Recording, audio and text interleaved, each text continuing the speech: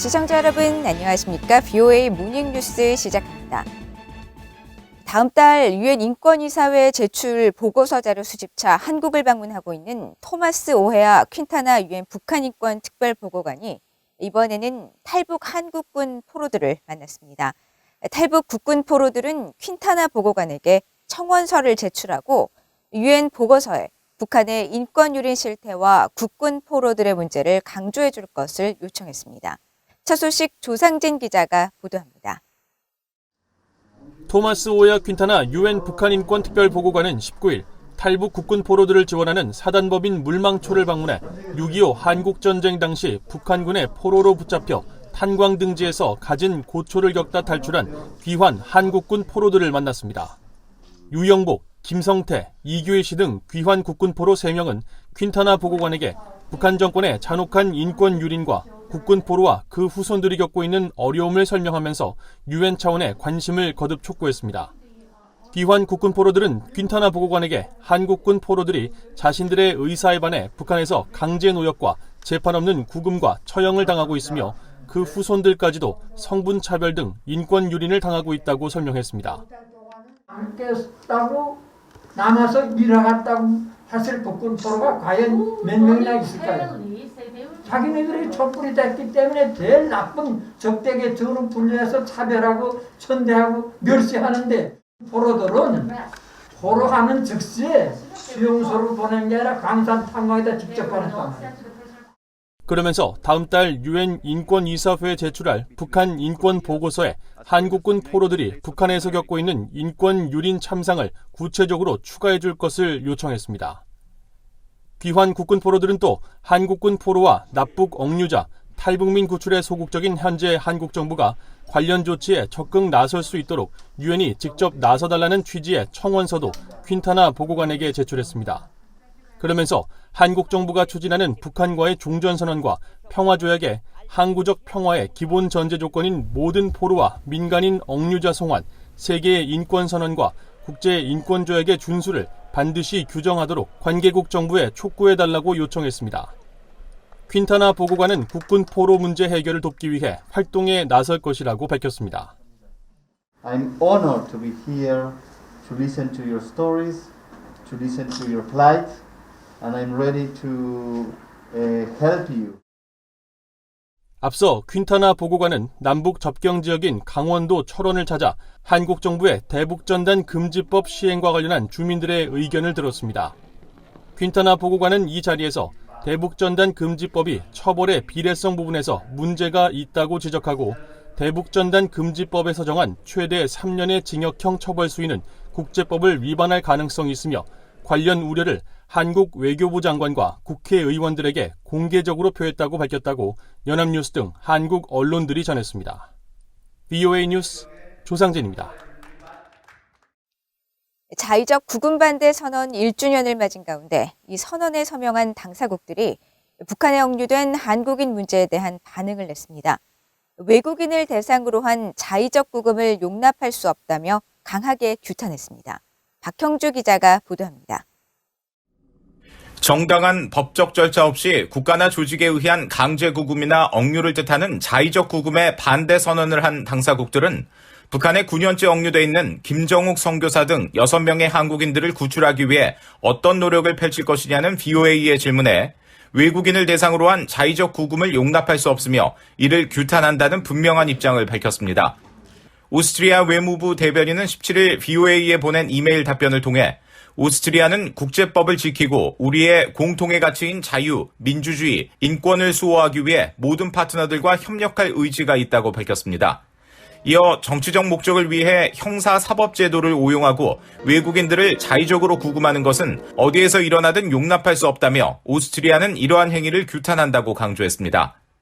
지난해 자의적 구금 반대 선언을 주도한 캐나다는 17일 VOA에 보낸 성명에서 캐나다 정부는 다른 외국인들의 구금 상황에 대한 자세한 내용을 가지고 있지 않다면서도 정치적 개입을 목적으로 한 자의적 구금 행태는 용납할 수 없으며 부당하다고 밝혔습니다.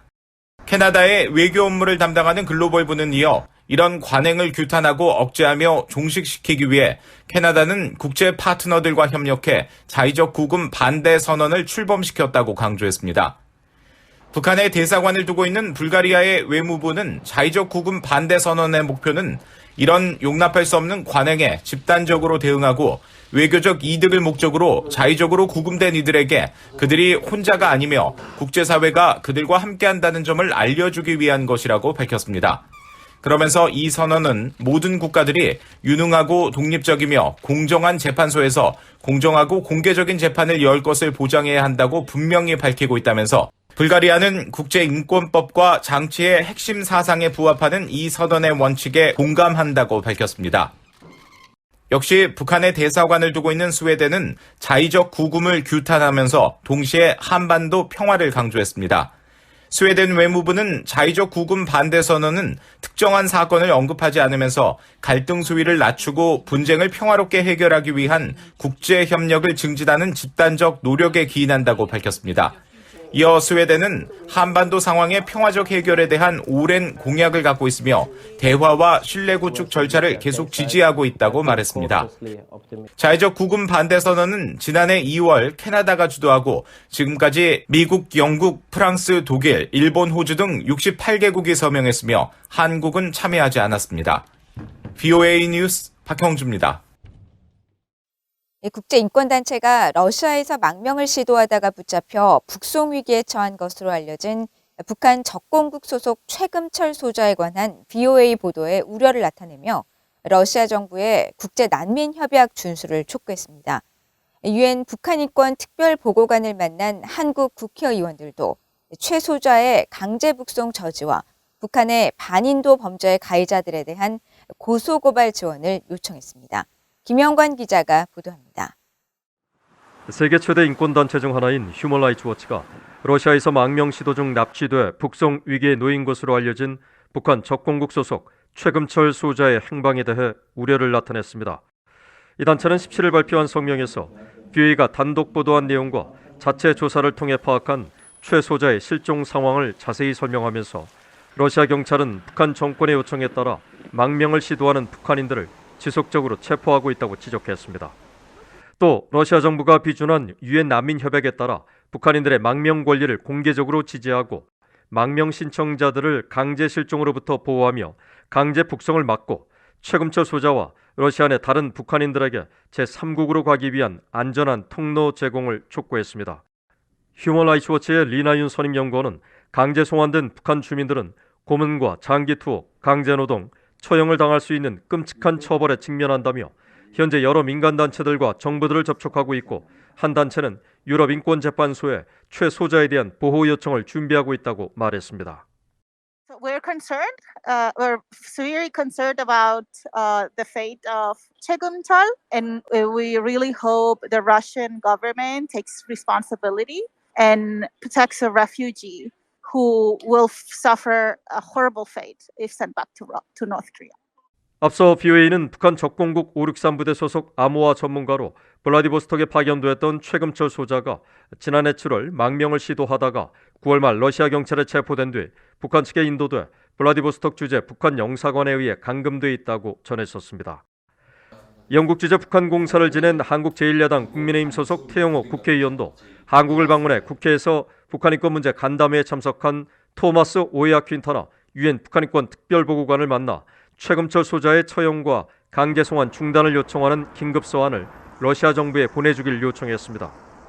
태 의원은 또 퀸타나 보고관에게 북한 반인도 범죄 책임자들에 대한 고소 고발, 북한인권 민간단체들에 대한 한국 정부의 탄압 중단 필요성을 다음 주 기자회견에서 언급해주길 건의했다고 자신의 페이스북을 통해 밝혔습니다. 간담회에 참석한 북한 꽃제비 출신 지성호 의원은 다음 달 3.1절 103주년 기념일을 맞아 민족대표 33인이 3.1절에 독립을 선언한 것처럼 대표단을 구성해 북한 세습 독재 종식과 북한 주민들의 자유와 인권 회복을 선언하는 북한 주민 독립 염원 대회를 개최할 것이라고 밝혔습니다. 북한에서 태어난 것이 부끄럽지 않은 세상, 목숨을 걸고 자유를 찾아온 것이 긍지스러운 세상, 우리가 그들을 마음 아파하고 그들을 위한 작은 행함을 할 때 많은 사람들이 함께 할 것이고 전 세계도 우리가 원하는 그 통일을 응원해 줄 것입니다. 다음 달 유엔 인권이사회에서 북한 인권 상황에 관해 마지막 보고를 할 예정인 퀸타나 보고관은 이날 간담회에서 북한의 현재 인권 상황에 대해 유엔이 큰 우려를 갖고 있다고 밝힌 것으로 전해졌습니다. BA 뉴스 김영권입니다. 한국을 방문하고 있는 데이빗 버거 미국 해병대 사령관이 서욱 한국 국방부 장관과 만나 미한 해병대 간 교류 등 미한 동맹 강화 방안을 논의했다고 한국 국방부가 밝혔습니다. 버거 사령관은 21일 한국 국방부 청사에서 서 장관을 만나 미한 동맹과 연합 방위 태세가 그 어느 때보다 굳건하다면서 미한 해병대 간 긴밀한 협력을 통해 미한 동맹이 더욱 발전하고 양국 간 안보 증진에도 크게 기여해 나가기를 희망한다고 말했다고 한국 국방부는 전했습니다.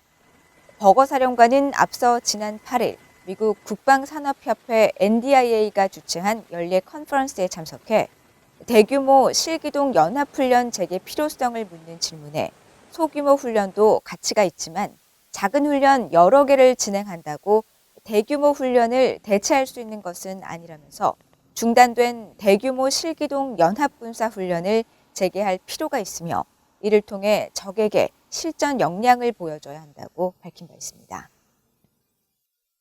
미국을 향한 적국들의 생물무기 공격 위협이 계속 증가하고 있으며 특히 북한과 러시아 등 생물무기 보유국의 미국 본토 공격에 대비할 필요가 있다는 지적이 제기됐습니다. 미국의 민간단체인 초당적 생물학위원회의 아샤조지 사무총장은 최근 미국 상원 국토안보위원회 방역 관련 청문회에 출석해 신종 코로나 바이러스 감염증 사안 못지않게 미국에 대한 생물학적 위협이 계속 증가하고 있다면서 이같이 밝혔습니다. 그러면서 북한과 러시아 등의 생물무기 보유는 명백하다면서 미국은 이들이 보유한 생물무기 프로그램에 대해 더 경각심을 가져야 하며 이 같은 적대국과 테러단체가 신종 코로나 바이러스 상황에 드러난 취약성에 주목해 생물무기로 미국 본토를 공격할 가능성에 대비해야 한다고 강조했습니다. 앞서 미국 국무부는 지난해 4월 공개한 2021 군비통제 비확산 군축 이행 보고서를 통해 북한이 지난 1960년대부터 생물무기 능력을 확보하고 관련 연구 개발을 지속하고 있으며 이미 상당량의 생물무기를 보유하고 있다면서 이는 북한이 가입한 생물무기 금지 협약 조항에 따른 의무를 명백히 위반하는 것이라고 지적했습니다. 북한과 중국이 제기하는 영내 안보 위협에 미국과 일본이 공동 대응해 나가는 것이 무엇보다 중요하다고 하야시 요시마사 일본 외무상이 밝혔습니다. 하야시 외무상은 최근 미국 전략국제문제연구소 CSIS와 일본 국제문제연구소가 공동 주최한 2022 미일 안보 세미나에 보낸 영상 축사를 통해 이같이 밝히고 미일 양국은 최근 외교 국방장관 회담을 통해 그 어느 때보다 잘 연대하고 있고 영내의 불안정을 억제하고 대응하기 위해 함께 노력하겠다는 결의를 갖고 있음을 보여주고 있다고 말했습니다. 그러면서 인권과 민주주의 등 보편적 가치에 기반한 국제 질서가 최근 일방적 무력 사용과 사이버 위협 등에 의해 흔들리고 있다면서 미일 군사동맹의 중요성을 거듭 강조하고 미일 동맹은 준비태세와 상호 운영성 향상을 위해 계속 노력해 나갈 것이라고 강조했습니다. 한편 이날 회의에 참석한 사사에 케니치로 전 주미 일본 대사는 과거 대북 핵 협상을 돌이켜볼 때 향후 협상 성공 여부를 장담하기 어렵다면서 미일 양국은 북한 미사일 위협에 대한 공동 억제력을 향상시킬 필요가 있다고 지적했습니다. 이상으로 BOA 모닝뉴스를 모두 마칩니다. 시청해주신 여러분 고맙습니다.